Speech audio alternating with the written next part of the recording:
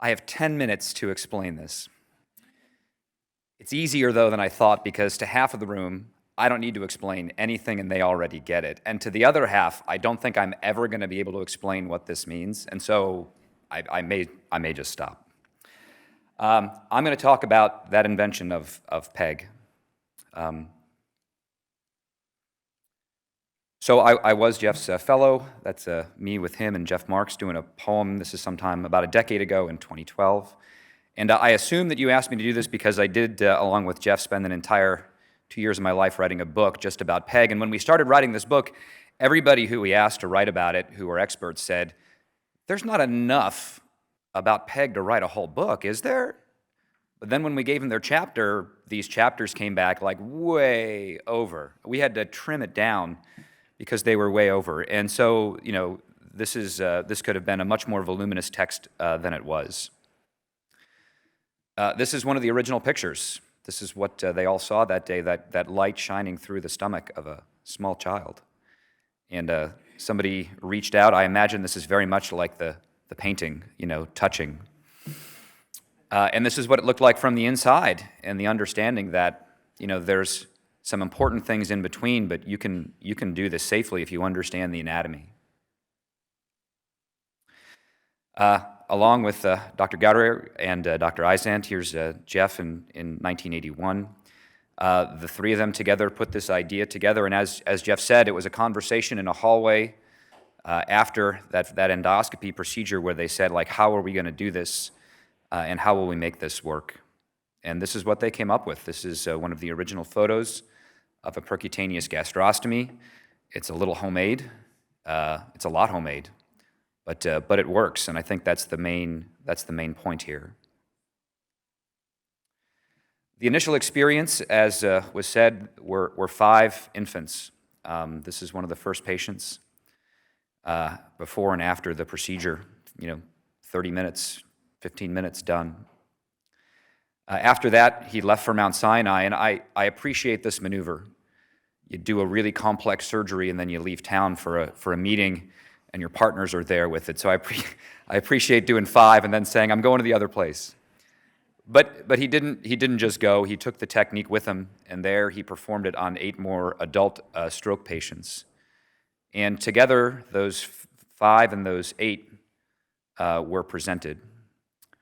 I want to emphasize something that I think he touched on in that video, which is trust. You heard folks talk about how he learned how to talk with people, how he valued his friend's ability to gain trust. This is Jeff's own words. We spoke with the mothers of these infants and apprised them of our ideas for a minimally invasive approach and suggested we try this. How did you get them to agree to do this?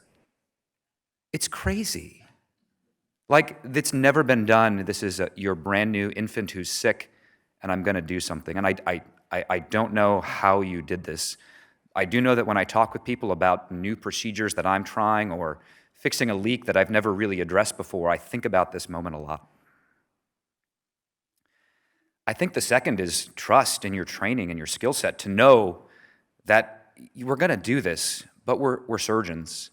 And if we goof it up, we can always rely on our surgical skills to handle things. And I think that's where a little bit of that, I don't want to call it bravado, because it's not, it's just reliance on what you were taught. But you have that laparotomy as your safety net. So here is the ad from Gastroenterology, advertising the 1980 ASGE meeting at the Salt Palace. You would have presented this on May 21st, because you presented at ASGE.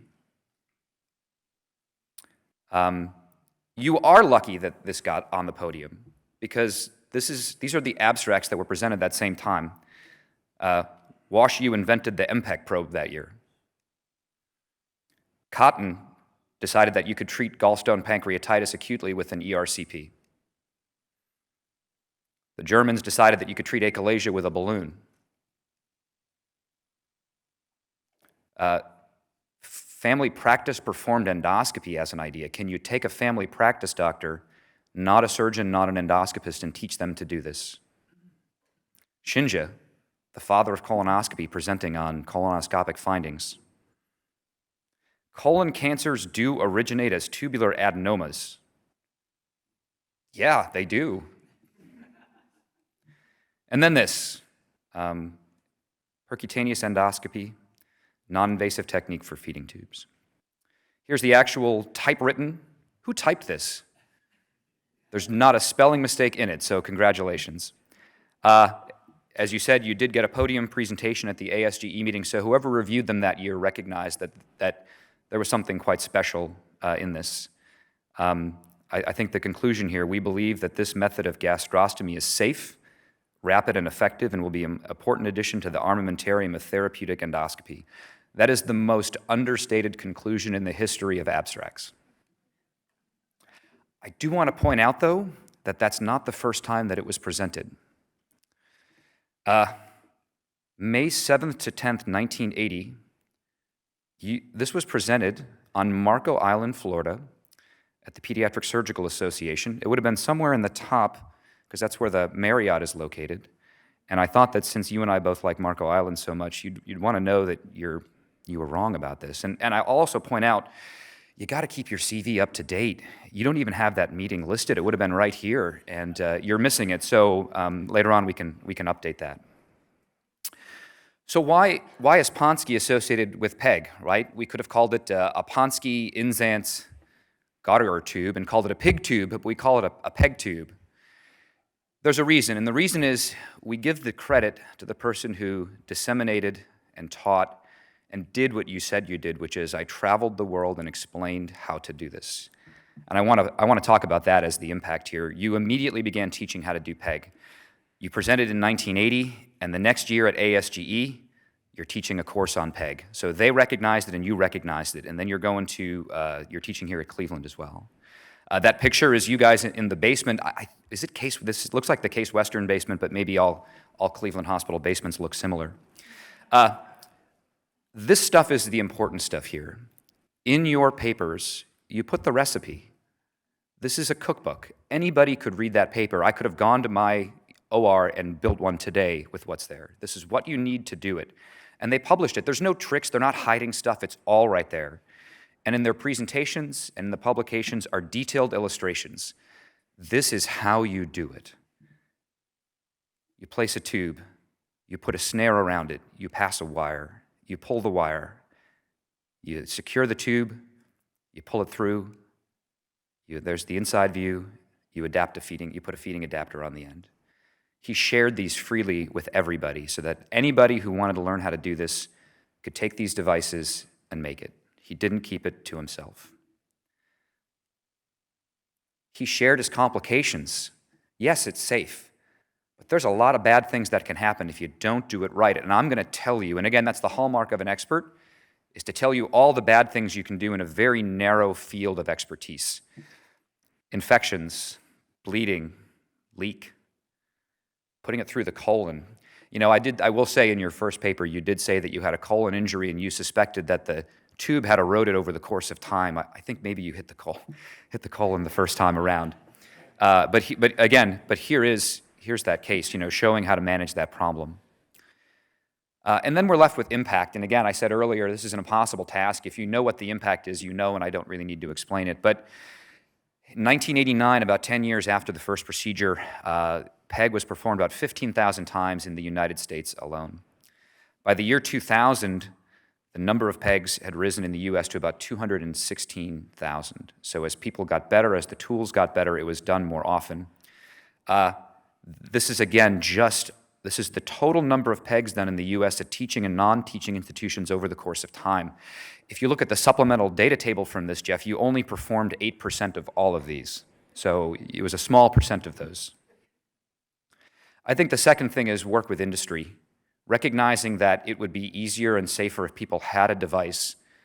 Jeff went out and talked with industry. He talked with a lot of people before they finally got American Endoscopy to agree to produce the tube. And again, he told them all of the things they needed to do to make it. He told them what worked well and what didn't work well, and they made it and they marketed it. And he didn't make a lot of money off of that, but the success that came with it was, I think, much more important, obviously, than anything else. And we obviously all know that now you can buy and have your own Ponsky PEG tube kit if you want one. I think the last thing is innovation within PEG. People have taken this concept and done hundreds and hundreds of other things with it, and this is just a small selection. And what I appreciate is that when Jeff talks about this, when others talk about it, all of these methods are talked about based off of one technique, but he shares them and explains why his version and someone else's version might be better. Push, pull, slick, BPAN's a slick technique.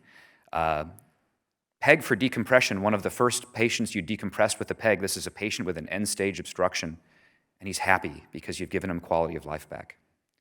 2 PEGs to treat somebody who has a hiatal hernia and can't get surgery. Your original pictures for how to make a PEG with a jejunal extension, right? How do we modify the thing that we've already made? Commercially available jejunal extensions. What if you can't even access the stomach? Can you do it through the neck? You sure can. What about the colon? Can you do the technique in the colon? Absolutely. And then PEG rescue, which is the first real practical notes application. If someone pulls it out, that normally requires a surgery. And Jeff Marks and Jeff Ponsky said, no, it doesn't. We can fix this without a surgery. I took this photo in 2014, 2 years after I graduated. You said, let's go have dinner. Let's talk about your career. It's my favorite photo of you because I realized that you were no longer a mentor, you were a friend, and I thank you for my career.